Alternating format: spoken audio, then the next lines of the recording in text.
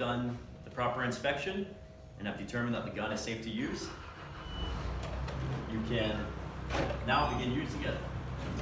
A couple of safety features that you need to be aware of are when the nose is pushed in, a nail will not fire. You need to have the nose engaged and then pull the trigger. Both applications have to be used at the same time. Just pulling the trigger will not fire a nail. But never ever keep your finger on the trigger because it's very easy to bump the nose firing a nail.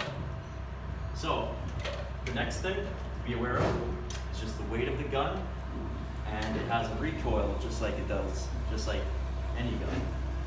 When you push the nose in to nail the material to the wall, pull the trigger and just let the gun naturally push back when it recoils.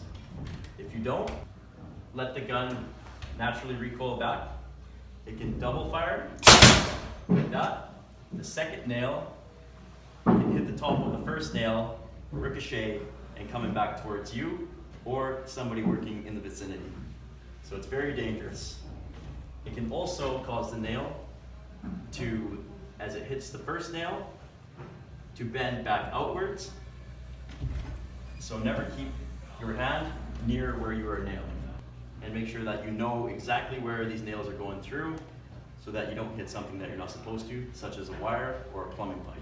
And always make sure to wear your eye protection and ear protection, as working inside with a nail gun can be quite loud, causing ear damage later on in your career.